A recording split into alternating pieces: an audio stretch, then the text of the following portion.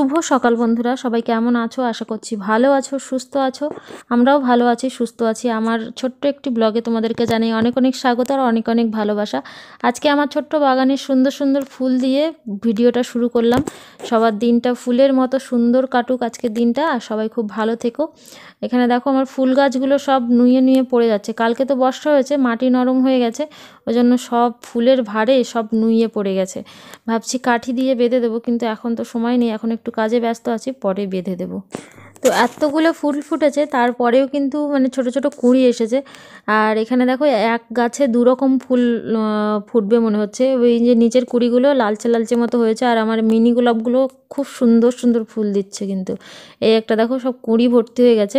আরেকটা জিনিস কি হয়েছে জানো, মানে প্রত্যেকটা ফুলের কুঁড়ির মানে উপরটা ডাল, যে সরু ডালটা আছে সেই ডালটায় পুরো পোকা ভর্তি হয়ে গেছে, আর ছোট ছোট পোকা, মানে ওর জন্য পাতাগুলোও খেয়ে নিচ্ছে আর গাছের চেহারাটাও নষ্ট হয়ে যাচ্ছে। ওই জন্য ভাবছি আজকে একটু ওষুধ নিয়ে আসবো, আজকে বায়লানি যাব, ওই জন্য ওখান থেকে একটু ওষুধ নিয়ে আসবো। আগের দিন দাদাভাইকে বলেছিলাম নিয়ে আসার কথা, তো দাদাভাই তো নিয়ে আসেনি। আর আজকে যে মানে আর গাফিলতি করলে হবে না, আমার গাছের চেহারাগুলো খারাপ হয়ে যাচ্ছে, ওই জন্য আজকে ভাবছি আজকে ওখান থেকে নিয়ে আসবো। আর এদিকে সকালবেলা দেখো জিনিসপত্র কাচাকুচো করেছিলাম, সেগুলো হচ্ছে এখন মেলে দিচ্ছি। আর সকাল আর নেই, অনেকটাই বেলা হয়ে গেছে। তো ওইদিকে সোনাইয়ের খিচুড়িটা বসিয়ে এসেছি। আজকে সোনাইকে খিচুড়ি দেবো দুপুরে, সকালে দিই, কিন্তু আজকে সকালে আর সময় পাইনি, ওই জন্য আর সকালে বানানো হয়নি। তো দুপুরে বসিয়েছি, দুপুরে সোনাইকে খিচুড়িটা খেতে দেবো। আর দুপুরে আমাদের রান্নাটাও বাকি আছে, সকালবেলা যাই হোক কিছু খেয়ে নিয়েছি, আর এদিকে দুপুরে রান্নাটা বসাতে হবে। তো বাবা গেছে মাছ ধরতে, তো দেখি কি মাছ পায় আর কি দিয়ে রান্না বান্না করবো, এখনও কিছু ঠিক হয়নি। তো আগে সোনাইকে স্নান করিয়ে খাওয়াবো, তারপরে আমি দুপুরের রান্নাটা করব। তো চলো ভিডিওটা কন্টিনিউ দেখতে থাকো। আর আজকে ওয়েদারটা অনেকটাই নর্মাল আছে, মানে রৌদ্র ছেড়েছে একটু। কালকে তো বর্ষার জন্য সারাটা দিন এত বাজে গেছে, তো ঠান্ডা, তারপরে বর্ষা একদমই ভালো লাগে না। সত্যি কথা বলতে কি, আমার শীতকাল একদমই ভালো লাগে না। ওই যে শীতকালে মানে সব কিছু মুড়ি দিয়ে বসে থাকো, ওটা একদমই আমার পছন্দ হয় না। ওর থেকে গরমকাল ভালো, ফ্যান ছেড়ে দিয়ে থাকা যায়, কিংবা হচ্ছে একটু বাইরে ঘোরাঘুরিও করা যায়। শীতকাল কিন্তু আমার একদমই ভালো লাগে না। তো কার কার আমার মতো শীতকাল পছন্দ না, অবশ্যই কমেন্ট করে জানিও। তো চলো, কথা বলতে বলতে আমার জিনিসপত্রগুলো সব মেলে দেওয়া হয়ে গেছে, এবারে যাব নিচে। নিচে গিয়ে দেখি কি রান্নাবান্না করা যায়, আর সোনাইকে আগে স্নান করে খাইয়ে নিই। চলো। তো বন্ধুরা এখন বাজে 11:30 মতো, আর সোনাইকে স্নান করে খাইয়ে দিয়েছি, কিন্তু সোনাই এত অকাজ করছে না, মানে 1 সেকেন্ড থির দিচ্ছে না আমাকে। আর এদিকে দেখো কচু দিয়ে মাছ দিয়ে রান্না করছি, আর বেতো শাক আর বেগুন দিয়ে আলু দিয়ে ভাজা করেছি। আজকে দুপুরে এটাই লাঞ্চের মেনু। আর এদিকে সোনাই কি করছে দেখ।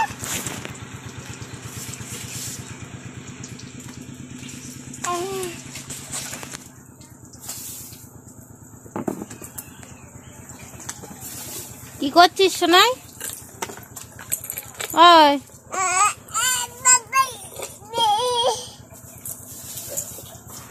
পারিস তুই? দেখেছ, ইস কাদা মাটি মেঘে কি অবস্থা।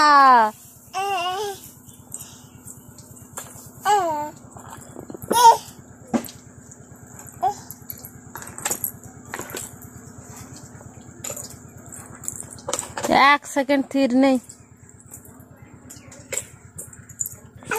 এত দুষ্টু হয়েছে যে মানে একদম 1 সেকেন্ড থির নেই তার। আর এখন যদি ওটা করতে বারণ করা হয় এক্ষুনি চিল্লবে।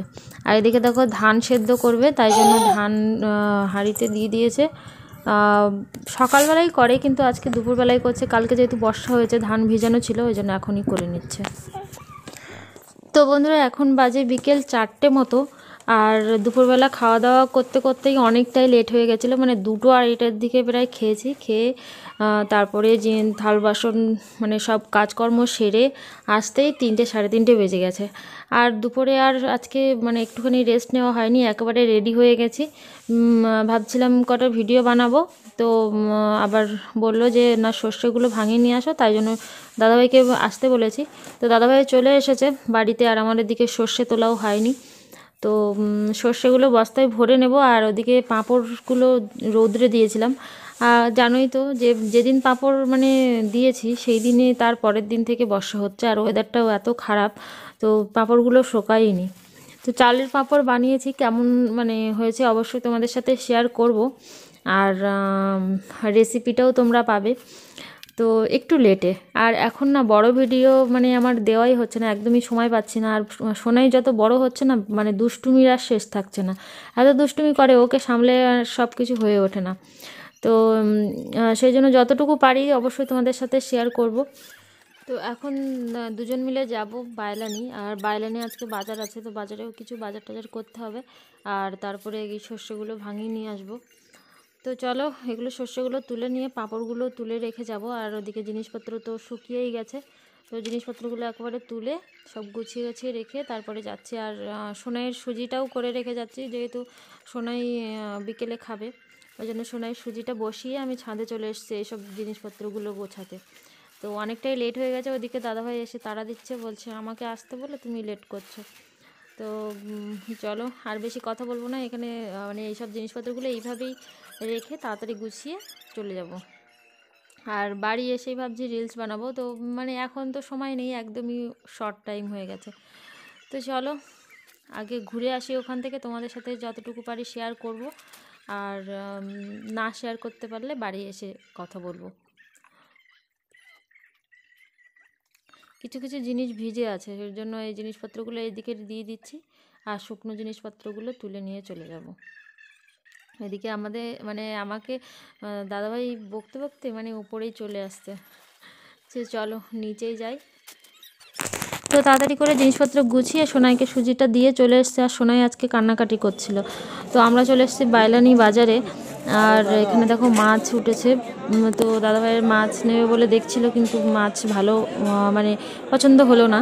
তো সেখান থেকে চলে এসেছিলাম বাড়ি। আর বাড়ি এসে আজকে দাদাভাই বলল যে হচ্ছে মক্কাগুলো ভাজবো, অনেক দিন এনে ফেলে রাখা হয়েছে, যে মানে ভাজাই হচ্ছে না, খাওয়াও হচ্ছে না। তো এটা হচ্ছে মানে সোনাইয়ের যে কাজু কিশমিশ এনেছিলাম সেই সময়ই এনেছিলাম, তো ভাজাই হয় না, খাওয়াও হয় না, এইভাবেই আছে।